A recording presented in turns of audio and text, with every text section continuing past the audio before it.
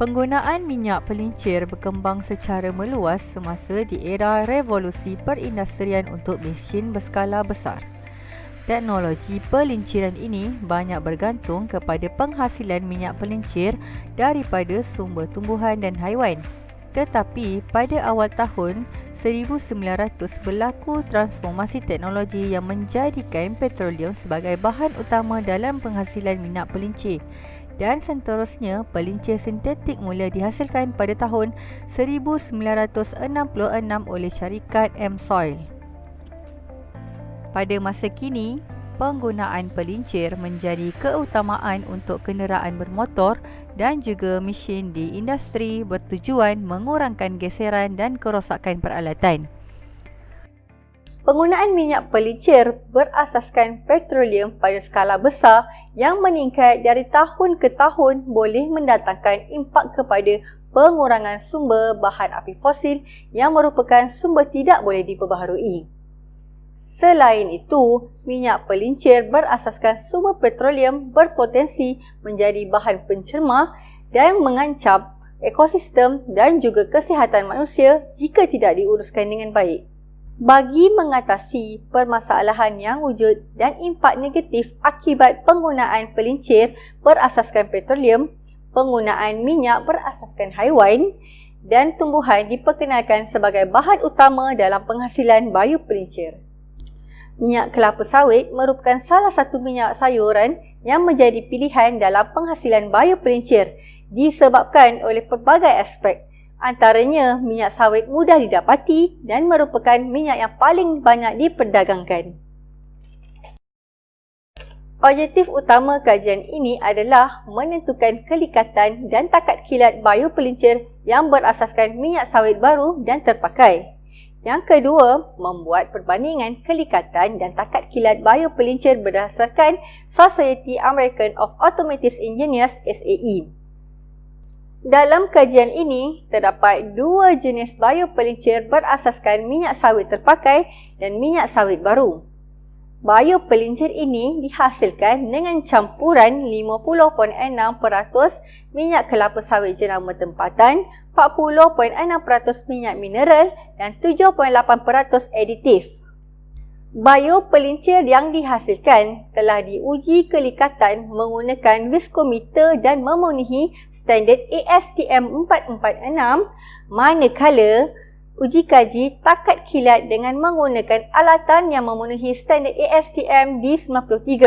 Semua uji kaji ini dilaksanakan di VJ Engineering Solution Sdn Bhd.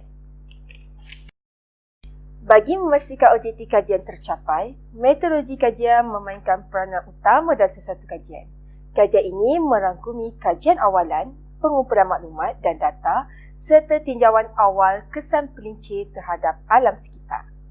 Seterusnya, pengumpulan bahan bagi menghasilkan biopelincir iaitu minyak sawit, minyak mineral dan bahan tambah.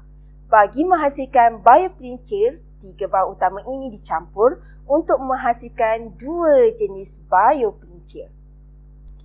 Biopelincir A terdiri daripada 50.6% minyak kelapa sawit yang belum digunakan dan biopelincir B pula daripada 50.6% minyak kelapa sawit yang selepas digunakan. Kedua jenis biopelincir ini diuji kaji bagi mendapatkan nilai kelikatan dan takat kilat biopelincir menggunakan capillary tube viscometer mengikut standard ASTM 446 dan Penske Mag Closed Cup pula mengikut standard ASTM T93. Data yang diperolehi dianalisis dan perbincangan serta kesimpulan telah dibuat. Jadual merupakan keputusan bagi uji kaji kelikatan yang diperolehi.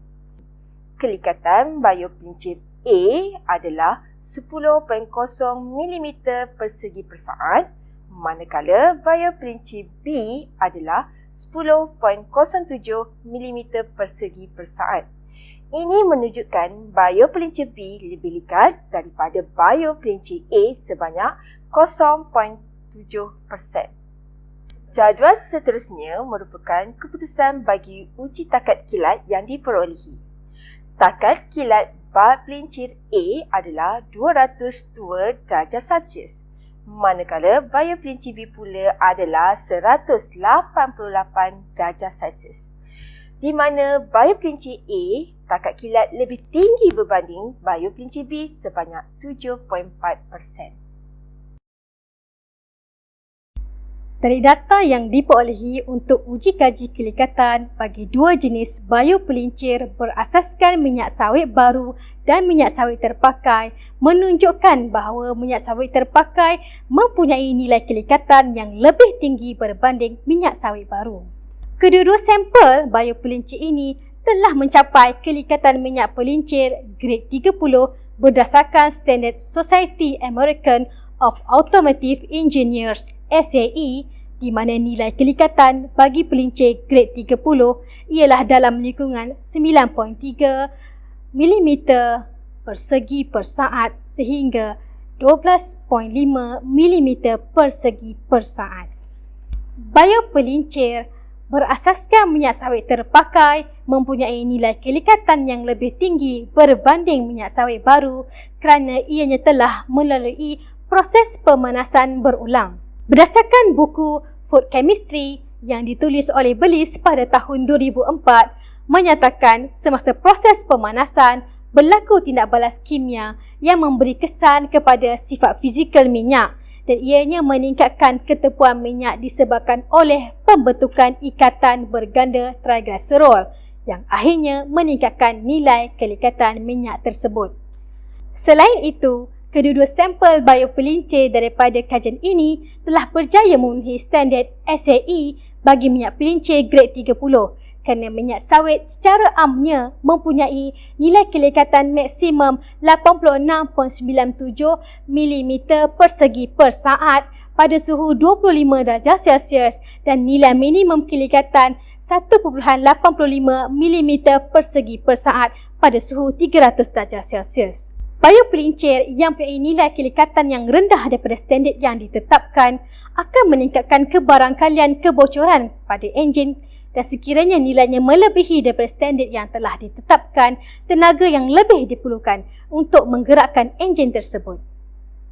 Bagi parameter takat kilat, analisis data mendapati takat kilat biopelincir berasaskan minyak sawit baru ialah pada suhu 202 darjah Celsius. Manakala biopelincir daripada minyak sawit terpakai ialah pada suhu 188 darjah Celsius. Data ini menunjukkan bahawa biopelincir berasaskan minyak sawit baru lebih tinggi berbanding minyak sawit terpakai iaitu sebanyak 14 darjah Celsius ataupun 74%. Nilai takat kilat kedua-dua biopelincir ini melebihi suhu normal operasi sesuatu enjin iaitu di antara julat suhu 90.6 darjah Celsius sehingga 104 darjah Celsius dan juga mencapai standard SAE. Faktor utama penyumbang kepada takat kilat mencapai standard adalah kerana sifat minyak sawit secara umumnya mempunyai takat kilat yang tinggi iaitu 314 darjah Celsius. Takat kilat yang tinggi adalah lebih selamat kerana pelincir tidak mudah dinyalakan sekiranya terkena sumber pencucur. Manakala takat kilat yang rendah pula berbahaya kerana mudah terbakar sehingga menyebabkan pemendapan oksida pada permukaan logam sehingga mengganggu operasi mesin dan juga enjin. Secara kesimpulannya, kedua-dua sampel biopelincir yang dihasilkan berjaya mencapai standard Society American of Automotive Engineers SAE untuk nilai kelikatan dan juga takat kilat. Lanjutan kajian ini boleh dilaksanakan bagi meningkatkan potensi biopelincir daripada minyak sawit baru dan juga minyak sawit terpakai.